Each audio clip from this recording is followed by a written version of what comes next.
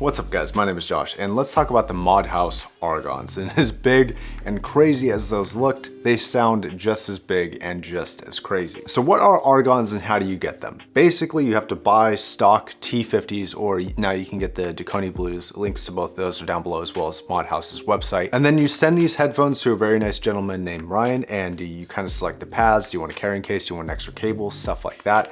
And basically he modifies these to sound very, very different than the stock iteration of these headphones. Now I'm not gonna compare them to stock because basically they're a completely different and much, much better headphone. And some of you may be thinking that it's just a pad change or just this kind of extra headband, but it's not. He actually does quite a bit to the driver to make them sound completely different. So if you want to know more about what he does, just click on the link to the website and you can kind of see what you're going to get. For now, let's just go ahead and jump into the review portion of this. And like usual, if you want to skip to any particular part, go ahead and skip here and that'll get you to wherever you want to go. That being said, let's go ahead and start with the build. So the hinges of these headphones are stock T50. They do add an extra very comfortable headband to the top. I think this is deerskin, but I'd have to verify that. You get these gigantic pads. There are actually a versatility of pads that you can put on this. You can put lambskin on this. These are the proteins right now, and a few others, and I will talk about some of the differences in sound between different pads in a second. Now overall, these are very, very big, as you can see, but they are very, very comfortable, although a little bit heavy. Now that the build is out of the way, let's go ahead and get into the power requirements. So I did reach out to Ryan and I asked him if the sensitivity and the impedance was the same as stock T50s. He said that the impedance is the same, but the sensitivity is different. So these have an impedance of 50 ohms, and I can't verify what the actual sensitivity level is. Although I will say that these do need a lot of power, and I'm going to list an amplifier as absolutely necessary. Okay, so before I get into sound, I'm actually going to talk about some of the sonic differences between the various pads that I tried on this.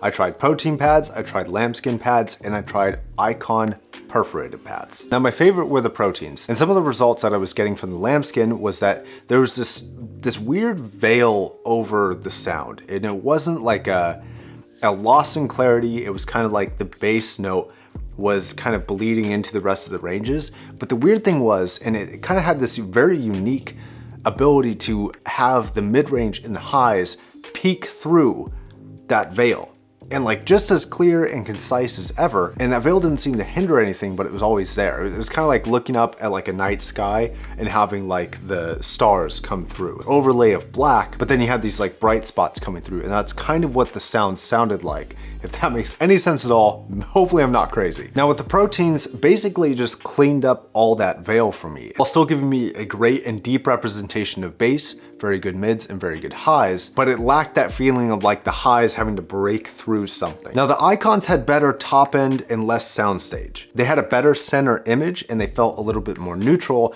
but they were a whole lot less fun and honestly kind of boring. And personally I preferred the proteins because not only did I think it sounded the best overall, despite the Icon's neutrality, but overall I felt like the proteins were a lot more fun without doing anything particularly weird like I was getting with the lambskin. I don't know if other people have had this experience, but this is just what I heard. Now it's also important to note that Ryan did say that the proteins were probably the most popular of the few headphone pads that he can put on there. And I haven't tried all of them. There are quite a few other options, but for the sake of this review in the sound portion, I'm going to talk about the protein pads only. So feel free to try the other ones, or if you tried the other ones, leave your results down below. I'd love to know what you guys think about the whatever pads you had on them. So my overall impressions of the sound are that these sound bass heavy and huge, but still maintain pretty intimate vocals. And that's not a sound signature that I feel like I get too often. And honestly, I really, really like the sound of these. They sound very unique and they sound very, very fun. The highs are very pleasant and easy to listen to without ever getting sibilant or harsh by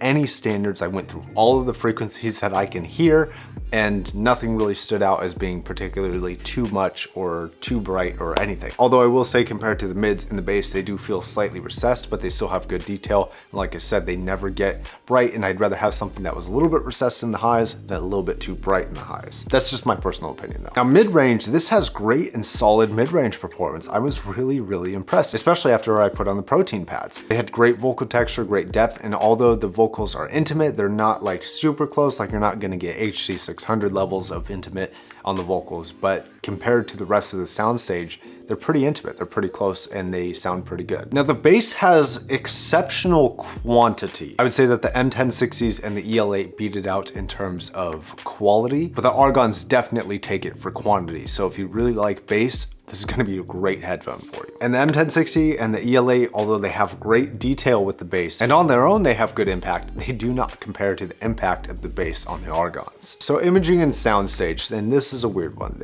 The imaging, it's decent, considering how great and awesome that Soundstage is and how wide and far out it goes, and the shape of it, and I'll get to that in a second. The imaging is pretty good. I'm not disappointed with imaging by any means. It's not particularly strong, but it's also not bad. And the imaging does seem a little bit tighter the further left or the further right you go. It gets a little bit wider and less pinpoint accurate the further center you go. Just a weird characteristic of the imaging on this for me. So Soundstage and shape. Now, okay, Z has talked about before of it feeling like there's like a giant box around you and you can hear sounds like here and there and stuff like that. And I kind of get that analogy now. I definitely can see what he's talking about. I wouldn't give the shape of it a box, but one thing that I was getting out of this, which I don't think I've ever heard another headphone quite do it to the same degree, is I was getting verticality.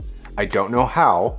I don't know how that's possible because it doesn't make any sense, but I swear to God, I was getting verticality in my Soundstage. I was listening to Enigma, the Lost One soundtrack, and you have this normal plane of existence for your sound where it's you know, straight across. It's a little bit arched in terms of imaging where it feels like it's kind of coming up a little bit. It was less substantial of an arch than the Duconi Blues back there where it felt like the sound started here and then it would just arch all the way over your head. This doesn't feel quite that substantial of an arch, but you had this normal plane of sound and then all of a sudden you'd have like a background sound that was coming like down here or back here and up here.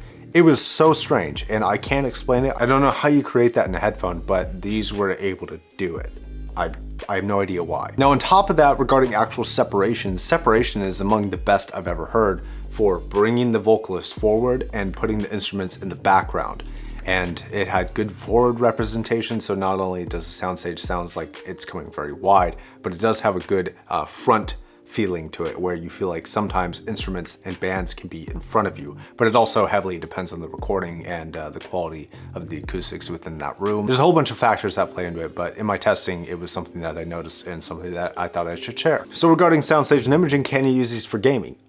Heck yes you can, although it will be a little bit bassy, and these are gonna be really, really fun for gaming, and you could do a little bit of competitiveness, but if you're gonna stay with competitive, I would either go super cheap with the 668Bs with Cosmos pads, links down below, or the AKG K712s, that's gonna be kind of your mid-range price headphone, and then all the way at the top end, the best thing for gaming that I've ever heard to this date, HC800s. But still the Argons are very, very good for gaming, although a little bit bassy.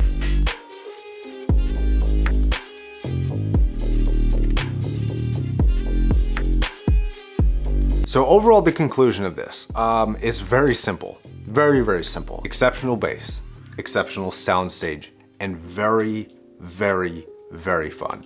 Personally, I can absolutely recommend getting them modded. Now, as a disclaimer to this, I do want you to know that I was sent this by a viewer.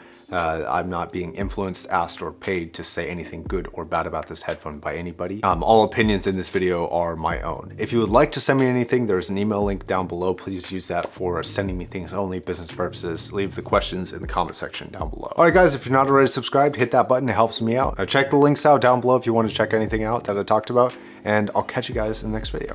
Peace.